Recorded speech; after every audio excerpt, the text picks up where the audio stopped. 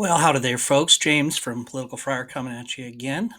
I thought that I was going to get up this morning and do a bunch of research about the Speaker of the House and a bunch of research about Israel and give you an update on that. And it looks like we might actually be a little bit in the eye of the storm. There are lots of updates around those things, but nothing that I felt needed some extra comment beyond things are continuing as they were. Maybe tomorrow we're set to have a vote on the Speaker at noon. So we will see. But as of now, the updates on those two topics are actually basically the same. All the principals are calling each other and trying to figure out what the heck they're doing. So instead, I'm going to talk to you about an election that we had yesterday. Yeah, an election yesterday. You guys didn't vote. No, it was in Poland. Poland is an Eastern European country, a NATO ally, EU member, bordering Ukraine. And the election was pretty important. And it shows us some of the trends among Western countries. And that's why I wanted to talk about it. So the election pitted two parties against each other, and these are going to sound a little familiar. First, there's the Law and Justice Party, run by a guy named Kaczynski.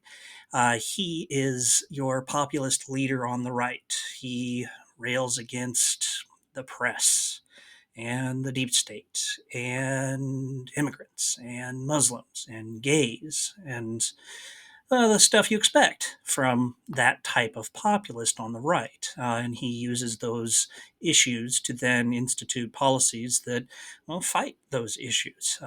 Throughout the time that the Law and Justice Party has been in power, that's the last 8 years, uh, the party has changed the definition of defamation such that press organizations can be sued for offending people's religious sensibilities. And the suits, can result in up to a year in prison and fines, and even more importantly, a complete inability to get any kind of government services. So if you have a criminal record in Poland, you more or less are branded with it. It becomes difficult to get a job when you have a criminal record. And so there are many journalists who just have self censored because of that. In addition, they passed court reforms. Here's the way that they did that. They said any judge for any reason can be reappointed to a different job within Poland by the president, and that's to say if the president doesn't like a court ruling, that that judge can be moved across the country and lose any ability that he has to continue to do anything other than just be a judge where he gets moved, and so his entire family gets uprooted. It's a bit of a disincentive to come up with the wrong legal conclusion, isn't it? And the president and the ruling party used this power to suppress the judicial independence. Actually, the most recent poll of polls says that only 23% of Poles feel that the judicial system is independent.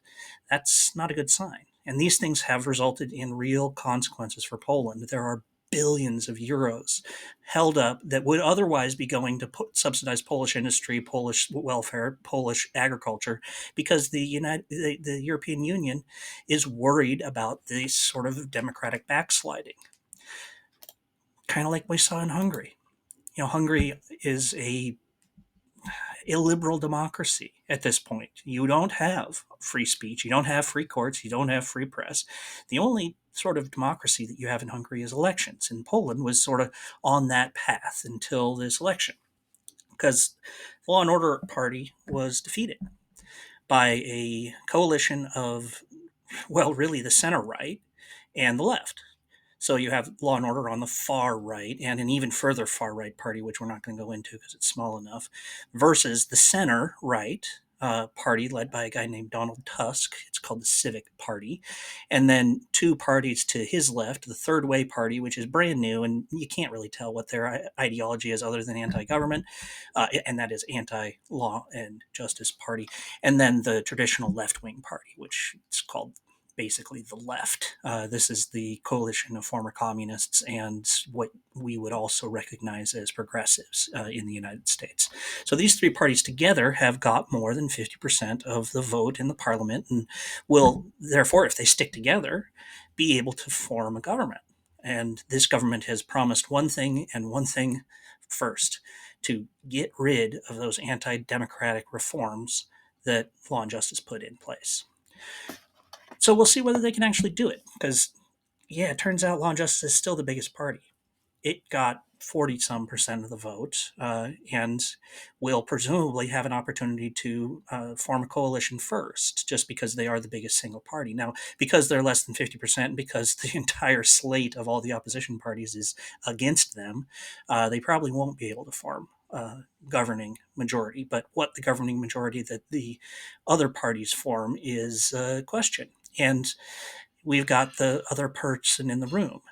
President Duda is still president of Poland, and he's still an ally of Law and Justice. Now, he wasn't as extreme as Mr. Kerensky, but he did consistently support those anti-democratic reforms, even while trimming them around the edges. He accepts one judicial reform and vetoes two. So that one is pretty anti-democratic, but he at least has a little bit of credibility as an independent thinker. And so the way the Polish system works is he'll give an opportunity for Law and Justice to form a government, and they will probably fail, and then he'll give the Civic Party a chance to form a government, and we'll see how that comes out. But there is one truly, truly heartening thing about this entire episode. 72%. That's the turnout. 72% of Poles went to the polls. Yeah, that's the second time I've done that joke. And they elected a pro-democracy liberal government in Eastern Europe next to Ukraine, Russia, and Belarus. Well, that's just good. That's just good for history, regardless of what you think about immigration or our country's political problems.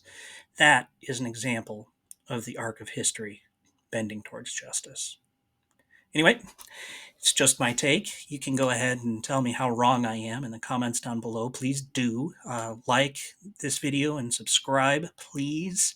That's the way that these videos get to other people. Visit thepoliticalfriar.com for my written pieces. We're thinking about having one on Ukraine up tomorrow, and then others as we go through the week. And I really appreciate it. Thanks.